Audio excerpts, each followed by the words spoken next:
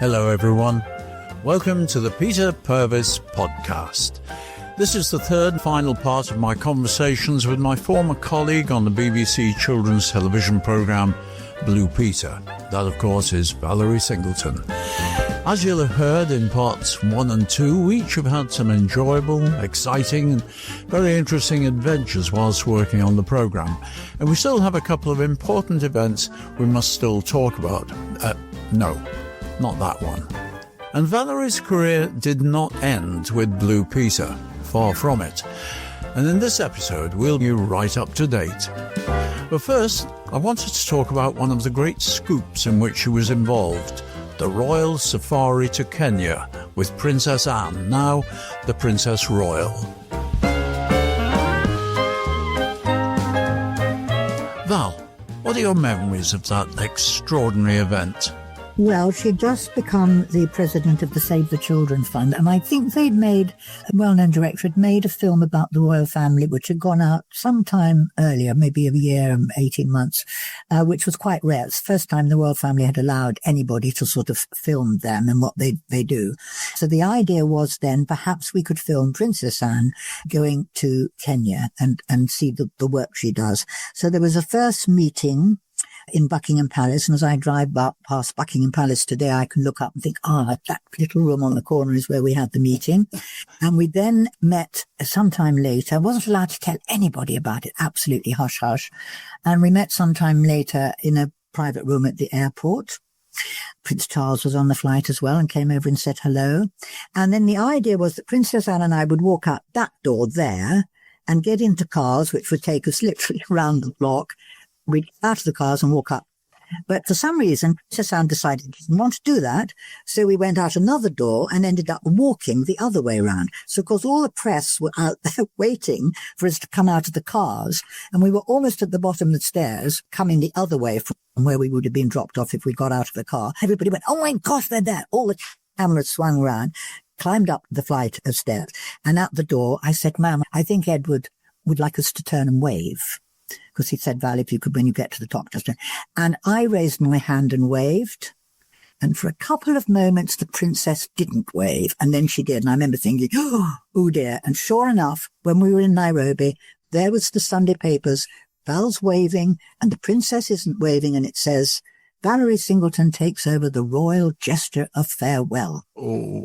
And kind of laid the way for the press to be a bit narky about a few things on that trip. But we forgot about all that and we had a very good time. We did all sorts of different filming. We rode. We went on safari. I remember falling off my horse because I hadn't ridden for ages and I probably wasn't wearing the right clothes. And we sort of galloping around a bush. And then I think a tractor came out of the bush. My horse shied. And you know, I committed a cardinal sin, because when you fall off a horse, you're meant to hang on to the reins. But I kind of fell off. I didn't hang. I mean, I fell backwards. I had the worst, you know, when you lose your breath. I couldn't breathe for ages. The military attaché wasn't very happy because the idea was that we were then going to have a picnic in the trees for lunch and he was going to chat to the princess. And of course, he spent most of the lunch trying to find his polo pony, which was rather unfortunate. But anyway, I was a bit bruised. But we then went down onto the coast and filmed on the coast and it was just lovely. Met lots of interesting people, saw some wonderful animals in the safari park. Only 10 days, of course.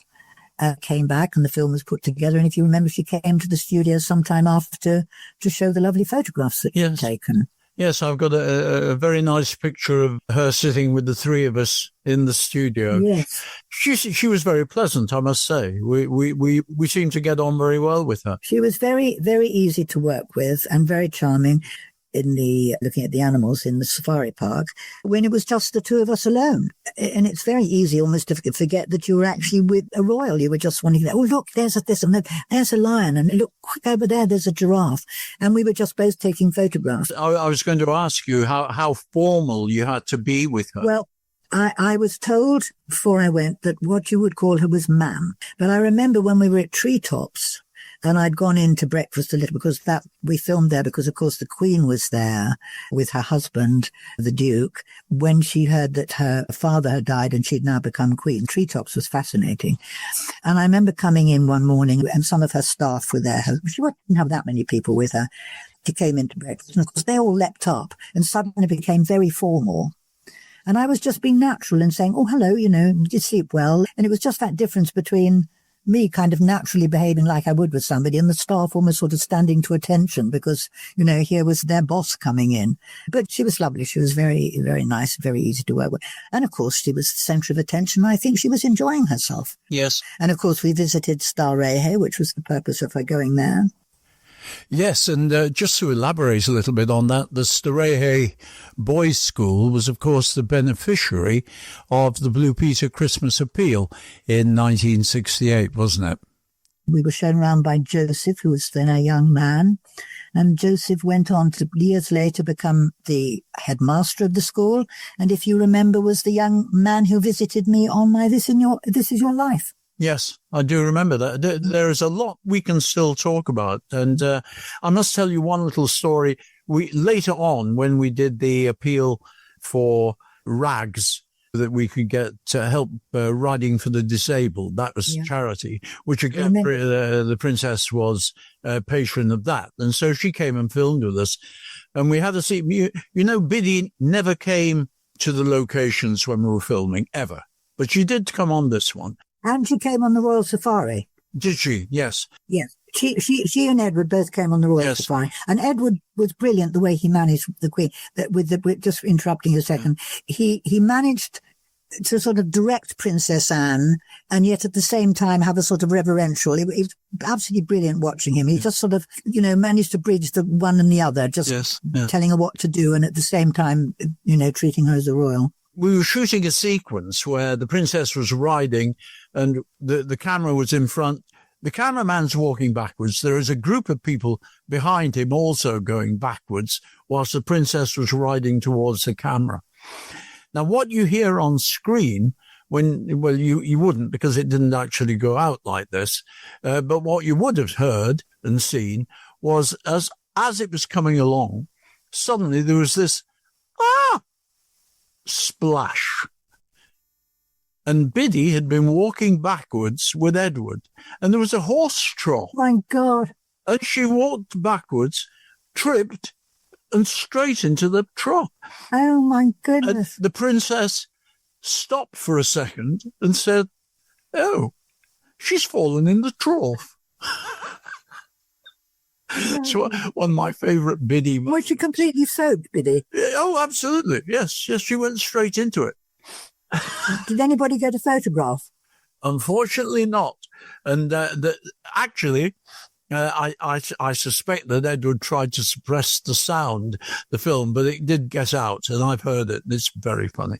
Oh, I haven't seen that film. That was after I left. Oh, gosh. Oh, it was. It was a lot. It was about 1975 or 6, I think. Yes. Oh, wow.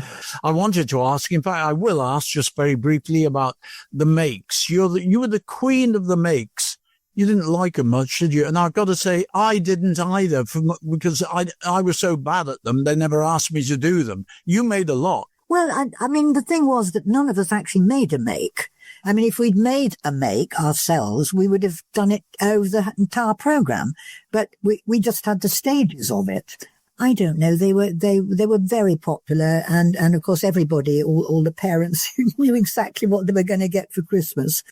I'm regularly told by people that they made this, that, and the other, and that was one of their favourite things. I mean, you were actually very good at it because your hands were very smooth to do. You did it very well. Well, I tell you why because I'd done all those advertising magazines before I came to the BBC, when I was still being an actress, where you had to sort of show something to camera at a certain time. And I think that actually gave me all the expertise I needed when I later came to Blue Peter, because I knew how to sort of angle something. And of course, we mustn't forget the wonderful Margaret Parnell, who was actually responsible for all the different stages that we had to go through when doing the makes. So, Val, really, we could have talked forever, and probably do on and off, about Blue Peter. I think we probably better bring it to an end.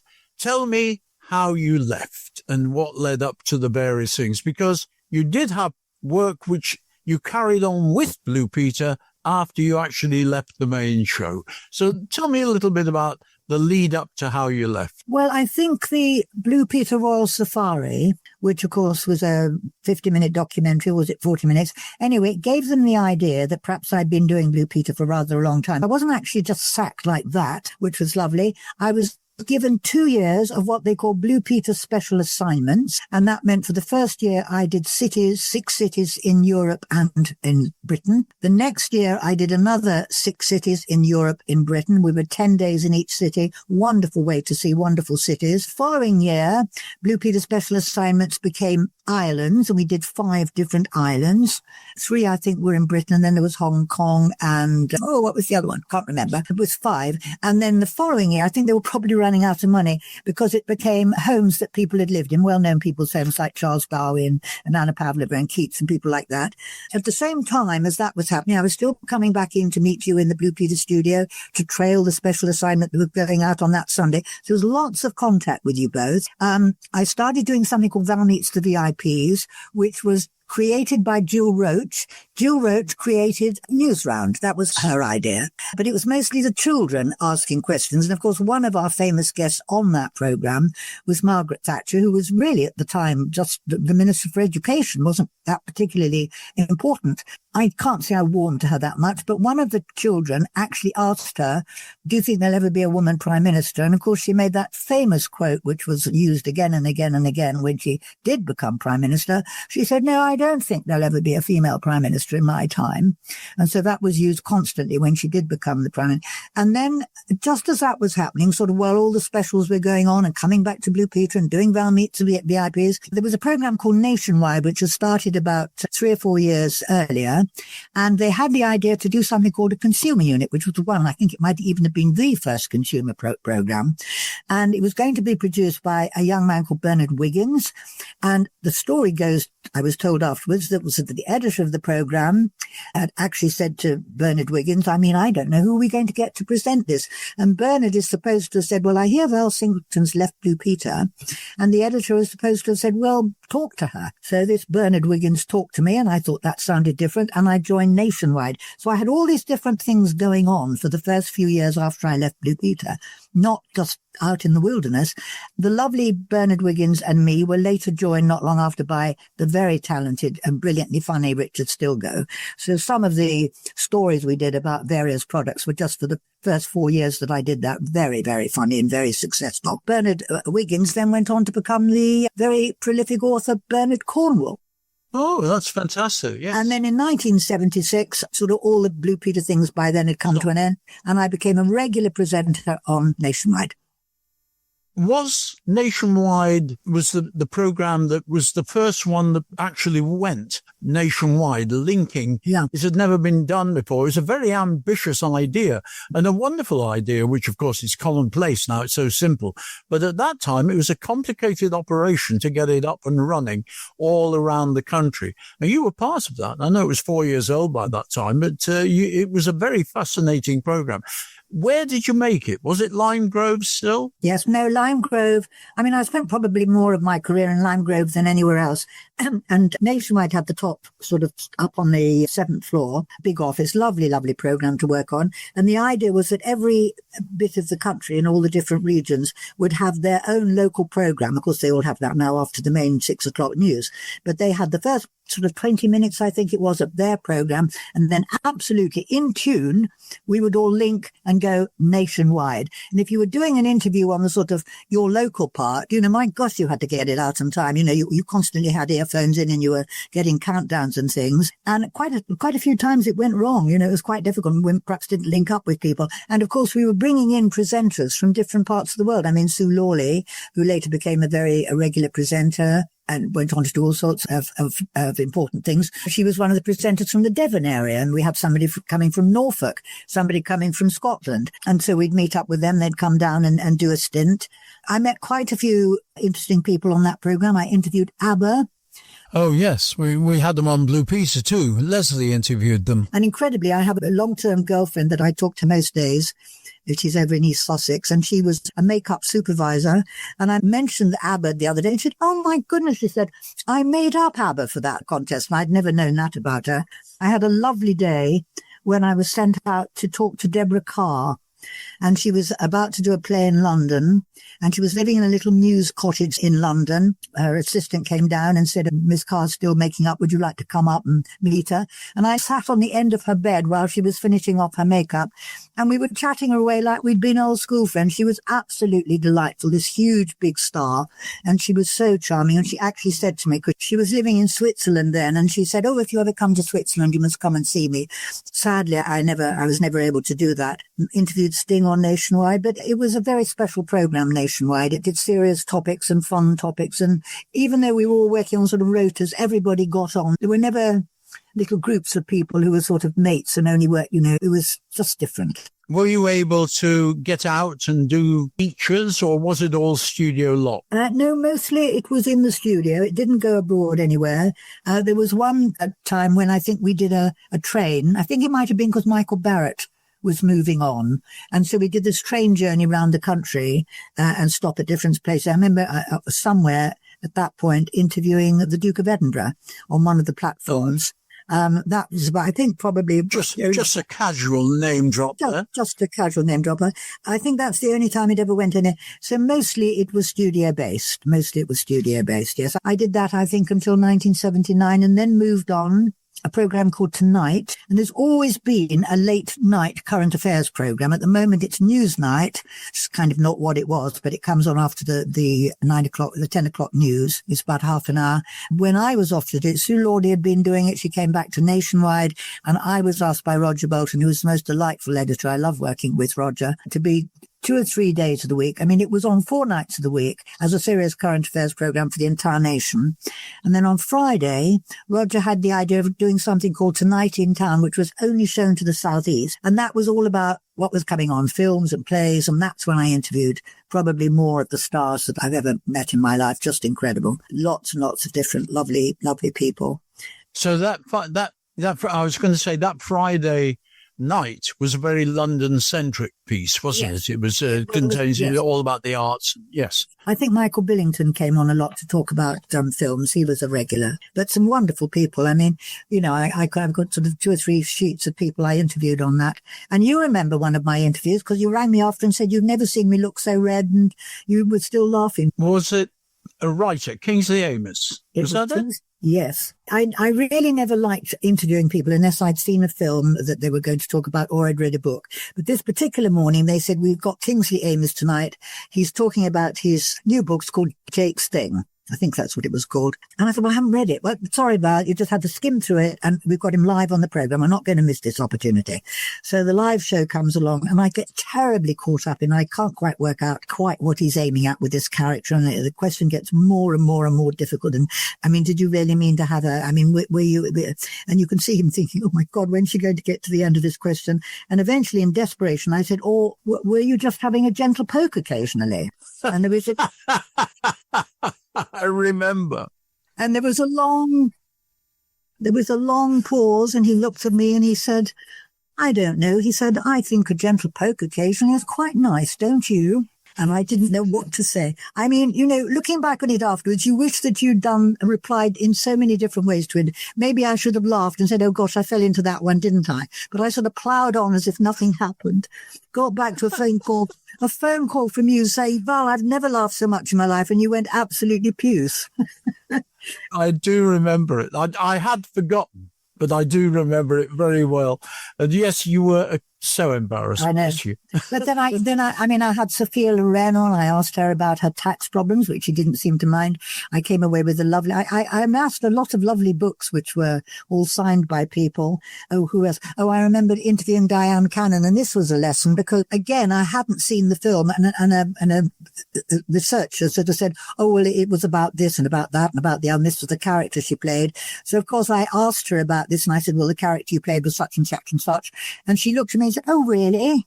Is that what you thought? I mean, why did you think that? And of course, I was completely stuck because I hadn't seen the film. Well, that was the same, of course, on Blue Peter. You know, they'd send a researcher out to see a play or a film, and then they would script an interview, which we had to stick to. Luckily, I never had to dig myself out of a hole like that. But she still said, if you're ever in Malibu, do come by and see me. And sadly, I didn't get to Malibu either. But no, there were some lovely people. Joan Fontaine and Elia Kazan and Celia Johnson, who was in that lovely film. The one that took place at Carnforth Railway Station. Yes. Brief Encounter, was it? A Brief Encounter, yes. I interviewed Celia Johnson, who, of course, was famous, and she was delightful.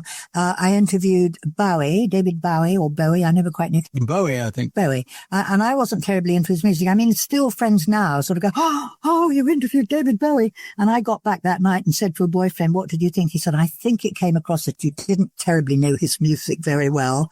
But he still sort of was okay about it. Tina Turner, but it was Tina Turner before she had that amazing makeover. She literally sang for me in front of me, you know. She'd literally just split with her husband. Ike. And she looked very ordinary, you know. Ike, yes, she looked very ordinary. Yes. The Tina Turner we knew later was a completely different person. Oh, Bill Haley, you know, who of course created the... Bill Haley and the Comets, the first great rock and roll number, Rock Around the Clock. Yeah, Alan Alda, of course, from that famous American... from MASH. Yes. You had a wonderful collection. I could add a few to that you've told me about in the past. We'll come to that in just a moment, because the thing I find very interesting about your career anyway, after you left Blue Peter, you became a very regular television performer and then ultimately a very regular radio performer. But the thing about you is that you seem to have the ear of senior management at the BBC, something I never had. I mean, the only head of television of any kind that I ever met really was Edward Barnes, and he was head of children's programs. And because I was heavily involved in children's programs, I did meet him, but nobody else. I never met the head of drama when I was in Doctor Who. I never met any of the senior people. I never met any of the sports people, which is an area I would have liked to get involved in, which I never managed to. You knew that the head of current affairs, you just had the ear of. You were able to speak to these people, and that advances your career. Well, don't forget, of course, that Nationwide came under Current Affairs, and Nationwide had an editor. It was called Michael Bunce, who was a lovely man. But the Current Affairs editor was a man called John Gow. And of course, Lion Grove is not that big a place. And when I left Nationwide to do the year, and I knew that tonight was going to come to an end, but I just thought it would be something interesting to try, completely different hours. It came to an end, as had been predicted. And I was thinking, what am I going to do? And John Gow called me in and he said, this is lovely. He said, I don't want to lose you. I don't know what to do with you. I'm going to give you an increase. So my salary was increased. And that following year, I did lots of just little different bitsy pieces. I think at one point I went to cover some elections in Switzerland with Bob Mackenzie, Professor Mackenzie, if you remember. Oh, really? He was lovely. I do. Yeah. He did all the elections. Anyway, towards the end of that year, someone who'd been an editor on Nationwide, I'd heard that he'd got the Money Programme, and the Money Programme, incredibly, had actually been on since Blue Peter had started. Suddenly I get a phone call from him and he says, Val, would you like to come out to lunch? Would you like to do the Money Programme? Thinking back on it, probably, as I'm not very good at maths, it was probably the daftest programme to accept. Oh, I know. You could hardly add up. But I accepted it. It went on for 8 years. I worked with Brian Widlake, whom I absolutely loved working with him. And at about the same time, Susanna Simons, I knew, was presenting PM, and she got in touch and said, I've got to take some time off. Would you like to do 6 weeks on PM? So I went to do 6 weeks on PM, which of course is still on 5 o'clock. It's called PM still. On Radio 4. The 6 weeks on PM turned into about 11 years. Wow. And which I also enjoyed. I mean, I loved working with some of the presenters. And there were a few people on that who kind of were a bit iffy about the fact that I wasn't a journalist.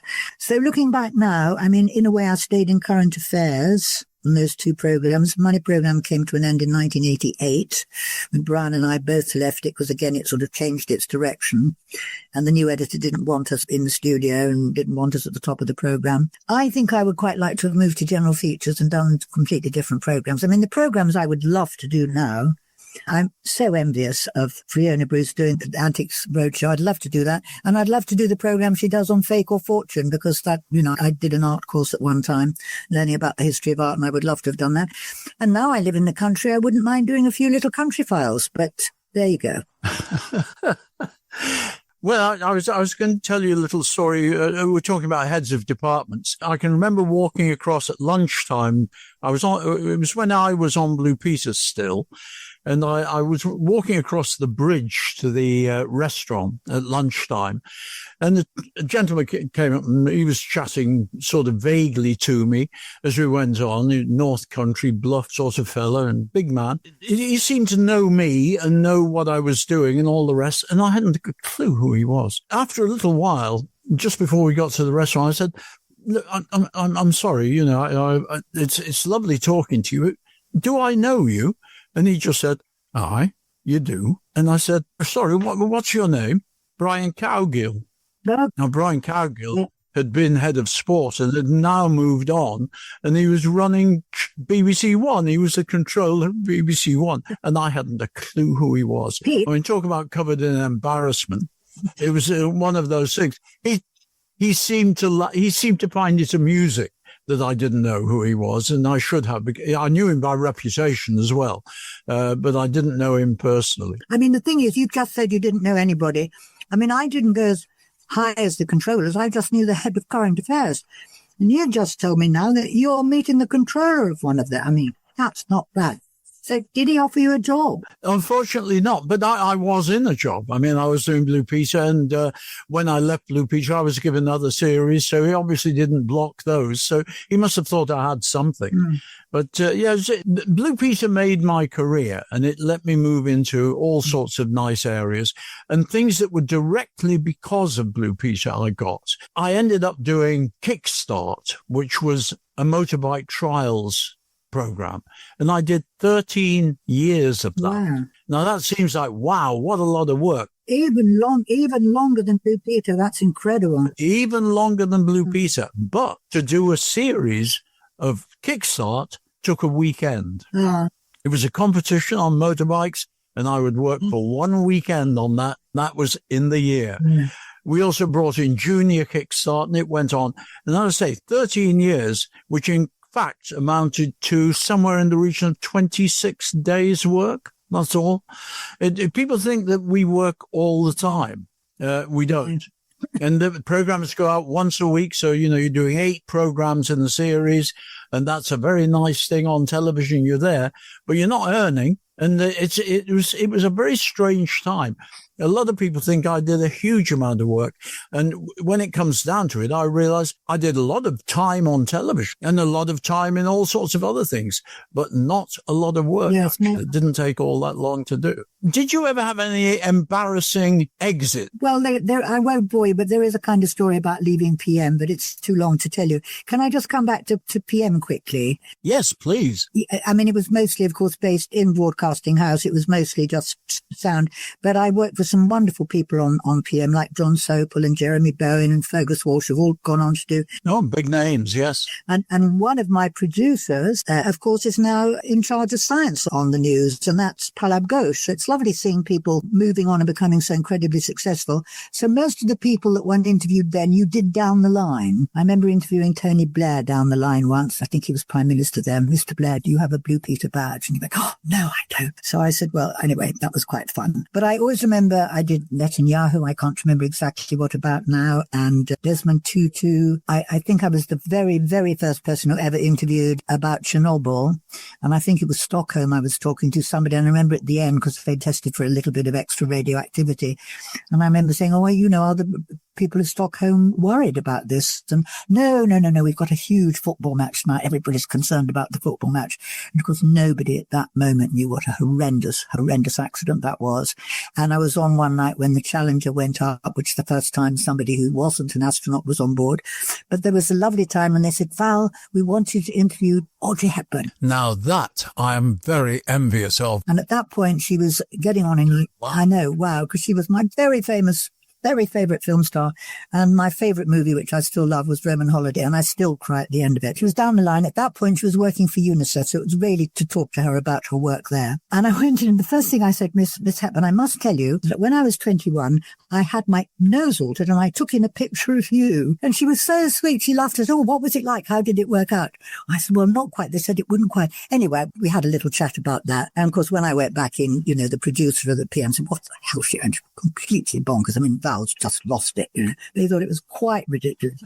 But what I discovered a little bit later, because when I was at the Arts Educational School, we often did films. The Lavender Hill Mob, was this? I was in Lavender Hill Mob. I was a school child in that scene where I think Alistair Sim was the schoolmaster, and we're all singing the voting song. Sadly, when the film went out, I was just a bit too far back in my desk to be seen, but I know I was there. And of course, when I watched the films, but at least it didn't end on the cutting room floor.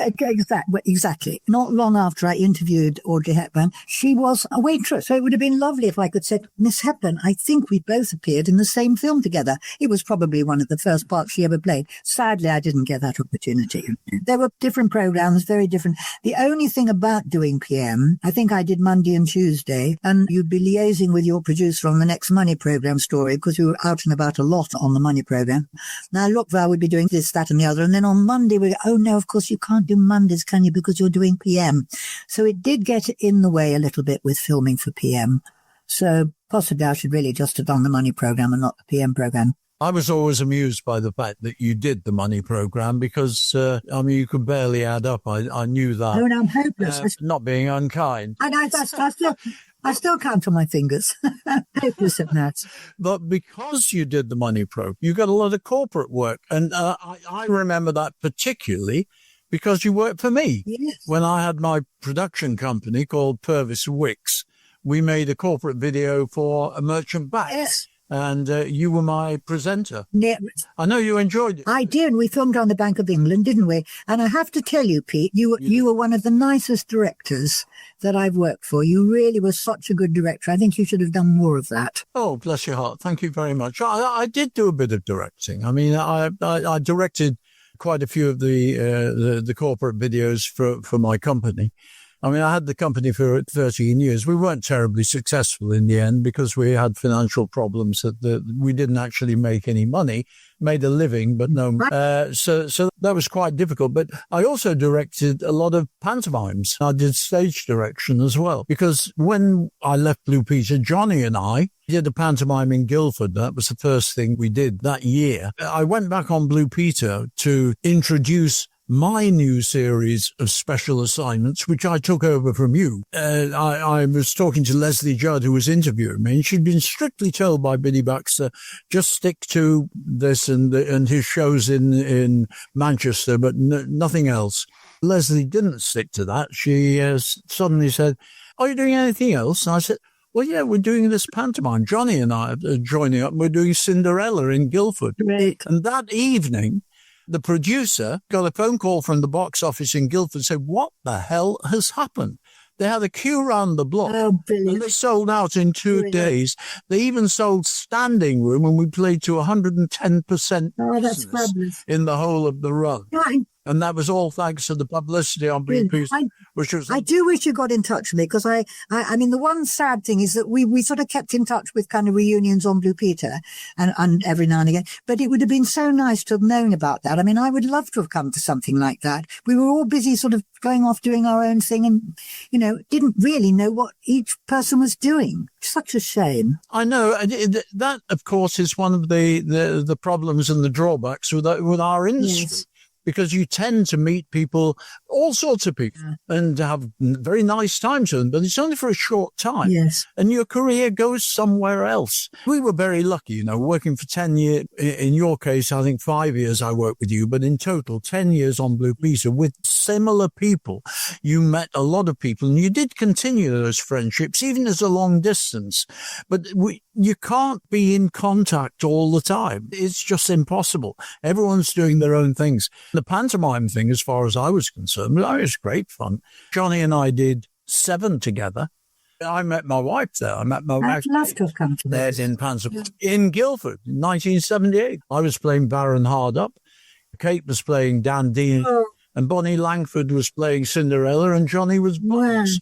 Wow. It was a very nice pantomime, thoroughly enjoyable. But because of that, after 3 years, I started directing them as well, not only appearing in them, but directing as well. And after about 7 years, I stopped appearing in them and just did the directing. That's fantastic. Yeah. I mean, there was always a sort of joke, wasn't there, that when Blue Peter presenters left Blue Peter, they went on to do pantomime. So you did your pantomime directing. And I was actually in Cinderella, it was actually early this century, about 2003 or 4, in Windsor, the lovely theatre in Windsor. So, of course, I got to know... Nice theatre in Windsor, yes. Yes. And funnily enough, the man who used to run Windsor, John Counsell, he'd been almost the first person I'd ever gone to for a job when I left RADA. Of course, didn't get it, so I thought I'd come to full circle. Yes, it was a repertory theatre run by John Counsell. Full circle indeed. Look, Val, I want to move this along a little bit. I know that your time was divided between the Money programme and the PM programme. Yes. And eventually you decided to leave the Money programme to concentrate on PM, where, whatever some of your colleagues thought, you became an excellent journalist.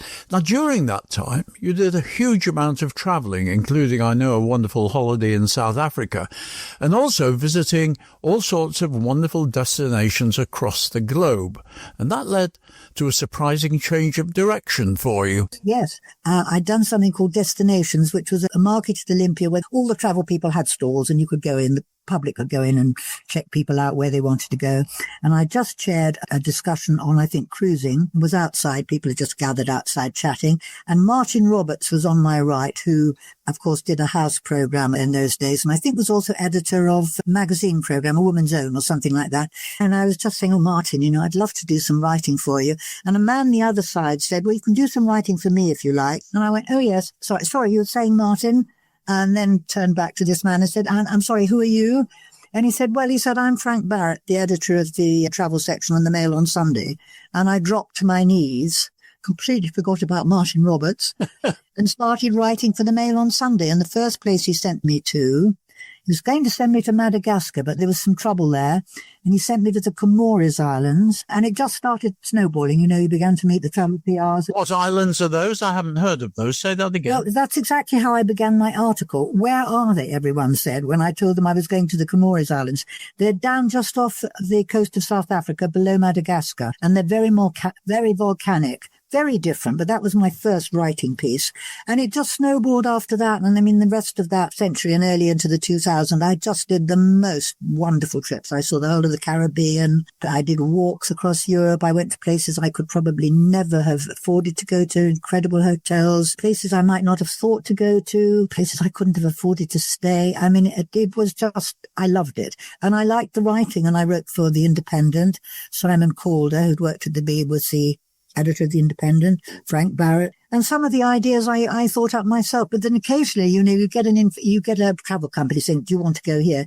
And so you then have to get somebody to take it on, and you ring a paper and they, no, we're going to do a big piece on that in September, or no, we've just done that, or no, we've got somebody going on that trip. Sometimes if you couldn't get an outlet, you know, someone who'd take your piece, you might have to say no, which was very, very disappointing. Yes. You actually sent me, it must have been one of the very first things you wrote, to ask me what I thought about it. And it was very good. It started off that you were standing in a swimming pool, and the view was, and whatever, I can't remember where it was now, but I remember you sending me this article, and it was really well written, no question. And I thought it was nice, and I wrote back, that was my comment, and so on. So I'm glad that you carried on with that success. And I know that you did huge things, like, I think you did river travel, didn't you? You did some lovely ones on river cruises and things.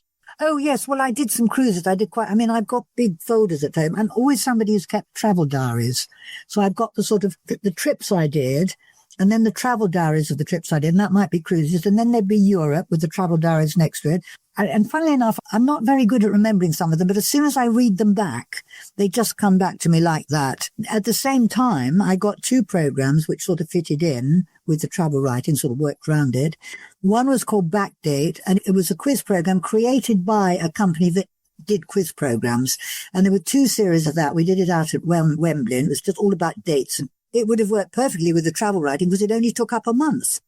Yes. And then the other series I did, which again only got two series, was a program for the History Channel, which was called Playback. And that was talking to well-known people about what it was that had taken them in the direction that they'd taken in their career. So it was kind of like a visual Desert Island Disc. And we had people like Eve Pollard and Ken Clark, Trevor McDonald, Tony Blenn, Sterling Moss, Ranulph Fiennes. But again, because it was the History Channel, they were also being shown in America. And apparently America came back eventually and said, well, we don't know who these people are. Yes, that's a big thing, isn't it? So that came to an end. So there was two lots of backdate and 2 lots of playback.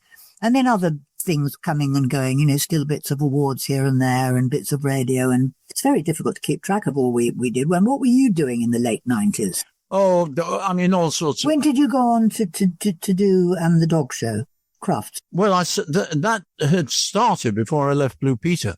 I did one special program with Stanley Dangerfield, who was the then presenter for the rather small, low-key coverage of Crufts in 1976. And I was asked to come up with an idea that would entertain children, which I did. Oh, God. Well, that all went well. And so the next year I was asked to introduce dog agility to the television audience. And following that, I did 9 years covering the Obedience Championships, which also involved agility and the new sport of flyball, which we also introduced.